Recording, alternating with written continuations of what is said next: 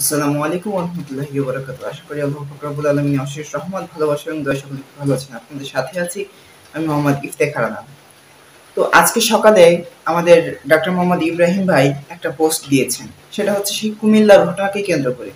অর্থাৎ কুমিল্লার ঘটনার পরে আমাদের দেশে দেখা যাচ্ছে অনেকেই আছে যে হিন্দুদের মন্দির ভেঙে দিচ্ছে, আমাদের হিন্দুদের মূর্তিকে ভেঙে দিচ্ছে, এরপর তাদের ধর্মগ্রন্থকে বিভিন্ন অপমান করছে। তো তিনি এর প্রতিবাদ জানিয়ে একটা পোস্ট দিয়েছেন।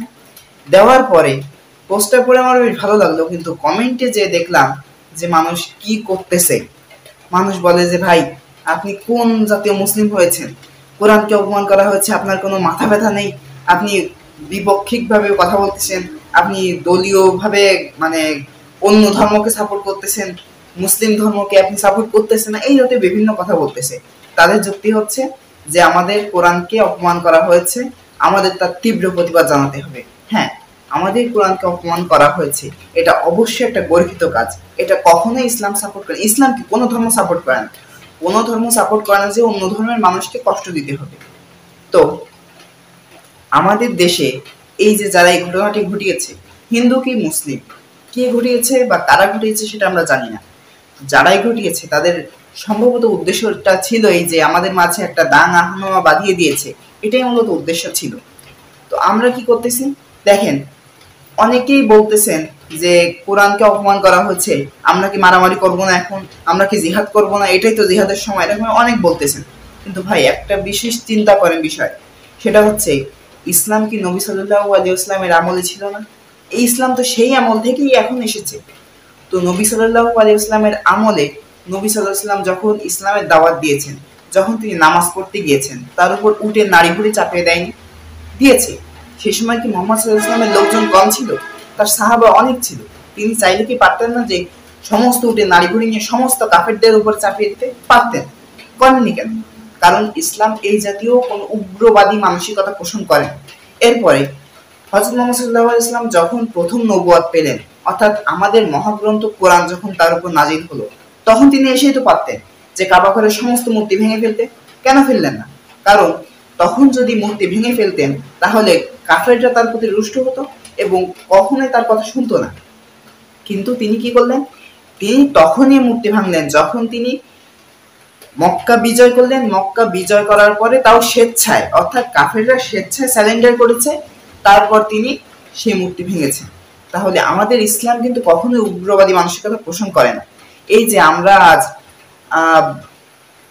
মানে বিভিন্ন মারামারির ভিতরে লোক মানে লেগে গিয়েছি, বিভিন্ন মন্দিরে যে আমরা ভেঙে ফেলছি মন্দির, এরপরে আমরা অন্য ধর্মাবলম্বীদের ধর্মগ্রন্থকে আমরা অপমান করছি, তাদের দেবদেবীকে অপমান করছি, তাদের দেবদেবী ভেঙে ফেলছি, এটা কি আমাদের ইসলাম শিখায়?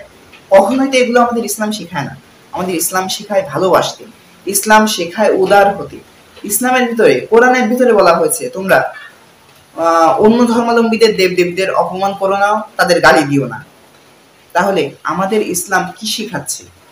ইসলামের শিক্ষাটাকে অনুসরণ করার চেষ্টা করি। ইসলাম আবেগ দিয়ে কখনোই চলে না। ইসলাম একটু চিন্তা করতে হয়। ইসলাম তার নিজের গতিতে চলে। ইসলামের আলাদা স্পেশাল ফ্লো আছে, সে তার রাস্তায় চলে, কারোর আবেগে চলে না। ইসলামটাকে বুঝতে হবে। কোনো কিছু ঘটলেই আমাদের মাথায় যা আসলো সেটাকেই আমরা করে ইসলামের কাজ এটা বলে চাপিয়ে দিতে পারি না। এটা আমাদের গর্হিত একটা কাজ। অবশ্যই কোরআনকে যা অপমান করেছে এটা আমরা নিন্দা জানাই, গর্হিত কাজ। কিন্তু আমরা যেটা করছি এখন, এটা কি ইসলাম বলে? এটা তো বরং ইসলাম নিষেধ করে। তাই আমাদের এগুলো থেকে ফিরে আসা উচিত। অনেকে দেখা যাচ্ছে গালিগালাজ করতেছে, ইসলামে গালিগালাজ হারাম, আমরা হারাম দিয়ে কিভাবে হালাল কোনো কিছু করব? বিষয়টা এমন হয়ে গিয়েছে যে আপনি নিজে সিগারেট খান, অর্থাৎ আপনি নিজেও সিগারেট খাওয়া তো হারাম, তো আপনি নিজে সিগারেট খাচ্ছেন, আর একজন মদ খাচ্ছে, আপনি নিজে সিগারেট খেতে খেতে বলতেছেন যে মদ খাওয়া হারাম। অবস্থা তো সেরকম হয়ে গিয়েছে। আপনি গালি দিয়ে তাকে বলছেন যে এই করা যাবে না। ইসলামে তো গালি দেওয়া হারাম।